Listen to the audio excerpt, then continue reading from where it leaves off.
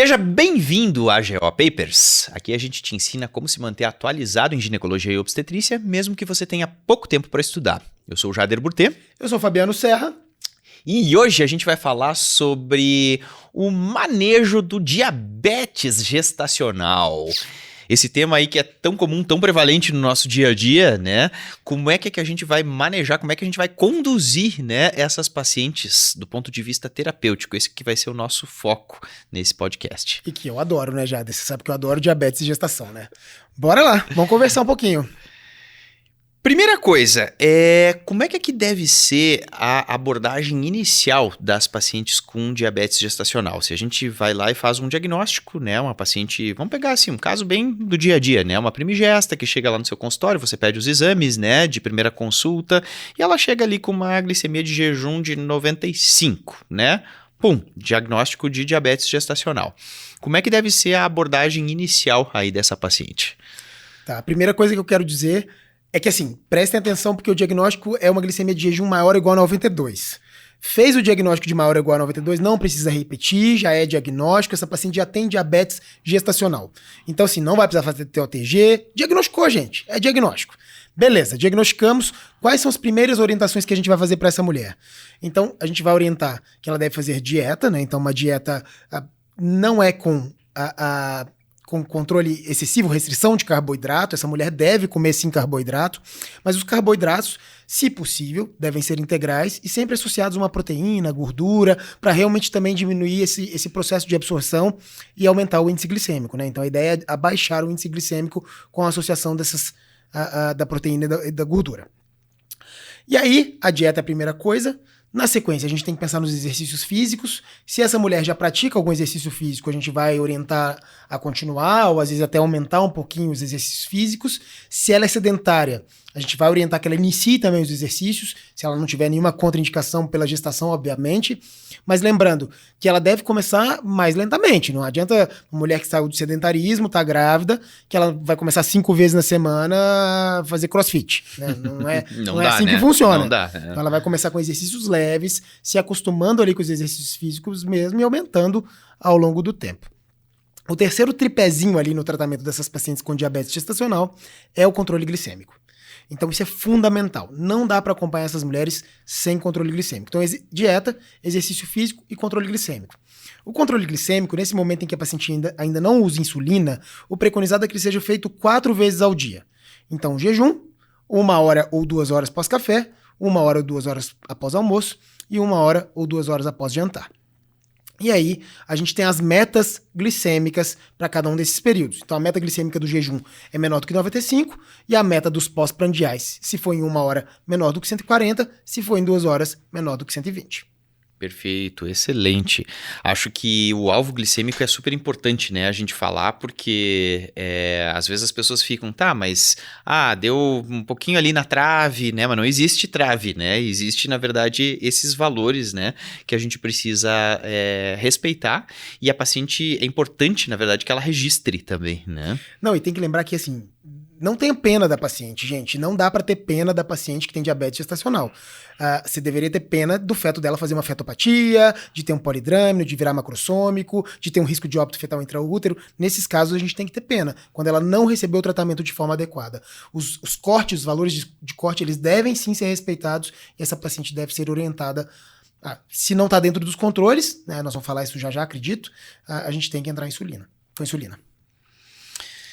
Então, quando é que a gente vai insulinizar, né, a paciente, indicar a insulina, né, então, para a paciente com diabetes gestacional, e quais são as insulinas que são disponíveis, né, no mercado brasileiro que a gente pode indicar para as nossas pacientes?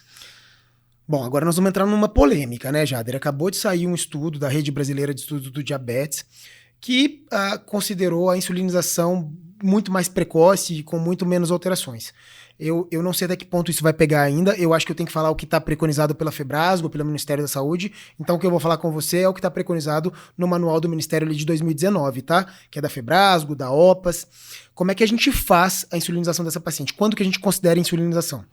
Então, se aquela paciente traz a tabelinha para você ali depois de uma semana de aferições desses controles glicêmicos e a gente tem mais de 30% dos valores alterados, daquelas metas que eu comentei. Então, jejum maior do que 95, e pós-prandiais de 1 hora maior do que 140 e 2 horas maior do que 120, a gente tem indicação de entrar com insulina. Tá? Então não tenham pena da paciente. Deu 35%. Ah, coitadinha, 35%. Não, tem que insulinizar. A gente está fazendo isso justamente para fazer o tratamento de forma adequada, né? A minoria das pacientes vai precisar disso. Geralmente 15% das pacientes. Então não é a maioria, mas quando precisar, a gente tem que fazer. E os desfechos são muito ruins, né? Os desfechos tem que tratar porque os desfechos obstétricos são e fora muito ruins. Que a gente está falando de um neném que pode ter, além disso tudo, se ele nasce vivo, se ele nasce grande ali, vivo, né? Você imputou nesse neném que ele vai ter síndrome metabólica lá no futuro, que ele vai ter hipertensão, que ele vai ter diabetes, que ele vai ter obesidade. Então, olha a nossa responsabilidade sobre os futuros geracionais também. Então, a gente tem que ter essa responsabilidade desde já, né? E aí você me perguntou da questão das insulinas. Então, não existe nenhuma contraindicação a nenhuma das insulinas para gestante. A gente pode usar qualquer uma das insulinas, tá? Então, a gente pode usar aquelas insulinas de longa duração, a glargina, né? A gente pode utilizar essas insulinas. Mas, na prática, no SUS e até no dia a dia, o que a gente vê utilizando mais é a insulina NPH e a insulina regular. Geralmente, para essas diabéticas gestacionais, a gente inicia a insulinização com NPH. Se os pós-prandiais ficam descompensados após os pré-prandiais estarem todos compensados, a gente considera a introdução de regular também. Mas lembrando que isso é mais SUS e a gente pode considerar outras insulinas se a gente tiver no privado. Então dá para usar qualquer tipo de insulina. Perfeito, ótimo. Eu acho que é importante a gente falar isso, né? Porque às vezes o pessoal pensa, mas teve essa atualização recente, né? Mas assim, a gente tem aí a diretriz da Febrasgo, né? E a gente tem também a diretriz do Ministério da Saúde de 2022, né? Então, temos aí 2 instituições que têm essas diretrizes, então acho que a gente tem que receber bem essa atualização, mas não dá pra gente levar como uma coisa extremamente oficial assim ainda, né? Não, e é complicado já, porque quem é Fabiano pra trocar isso, né? Porque eu fico vendo assim, gente, nós vamos insulinizar praticamente todo mundo se a gente for considerar esse novo protocolo, né? Então, eu acho que ainda vai dar margem para questionamento, porque senão a gente vai ter muita paciente insulinizada. Quando na prática a gente vê que muitas delas se realmente ficam bem, né, sem insulinização, os bebês não fazem fetopatia, não fazem polidrâmino, ficam bem, a gestação evolui e tudo dá certo, né? Então, se a gente fizer o controle de forma adequada, eu não vejo por que também insulinizar. E lembrando que não é uma coisa simples, né? Às vezes, dependendo do lugar que você tá, né, no SUS, dependendo da acessibilidade à insulina também, não é um tratamento simples assim, né, de fazer dependendo. Às vezes a gente pensa muito assim, estou em São Paulo, estou no Rio, estou numa cidade, numa capital, né? Mas a gente sabe que no nosso país, do tamanho que é, a gente tem essas dificuldades de acesso, né, à insulina. Total. Demais, Jader. É isso aí. E a insulina... tem gente que tem problema, inclusive, de dificuldade de administração da quantidade de insulina, né? Então, Exato. Se a gente puder, logicamente, evitar. Mas, lembrando, evitar se ela não tiver indicação real. Porque se tiver indicação real, a gente vai utilizar, né? E quando a gente fala sobre a metformina, né, que toda vez que a gente fala de diabetes gestacional, a gente fala da metformina, né? Qual que é o espaço, né, atual que a gente tem para o uso da metformina na gestação? Quais seriam aqueles casos em que a metformina poderia ser indicada, poderia ser utilizada? Então, a primeira coisa que eu tenho que dizer para o pessoal que está ouvindo a gente, assistindo a gente, é que a metformina não é liberada pela Anvisa. Ela é liberada pelo FDA, mas não é liberada pela Anvisa, tá? Mas a gente pode utilizá-la no Brasil, mas a gente tem algumas situações específicas para isso. Então, a primeira medicação para tratamento do diabetes gestacional é insulina. Quando que a gente vai considerar metformina? E para considerar metformina, a gente precisa de uma assinatura de termo de consentimento dessa paciente. Já que não é algo liberado pela Anvisa, a gente precisa que essa paciente consinta a utilização da metformina. Mas quais são as situações em que a gente deve considerar para utilizar a metformina? Aquela paciente, por exemplo, que não tem acessibilidade à insulina, então ela, por alguma razão, está lá na beira do rio, no Amazonas, e não chega insulina até ela. Não tem acesso. Muito mais fácil levar o comprimido, né? O segundo grupo é aquele grupo que tem a insulina, mas erra muito na administração. Mesmo que você oriente, ela sempre erra. E às vezes aplica mais, aplica menos, né? Então, ela tem esse erro de administração que pode combinar, por exemplo, com uma hipoglicemia grave, e esse feto irá a óbito intraútero. Então, nesses casos também, se existe muito erro na administração de insulina, também a gente não deve considerar. O risco se torna maior que o benefício, O né? risco se torna maior do que o benefício. E aí a metformina entraria com um papel fundamental, né? O terceiro grupo seriam aquelas mulheres que já usam insulina, estão usando de forma adequada, mas elas começam a fazer restrição alimentar.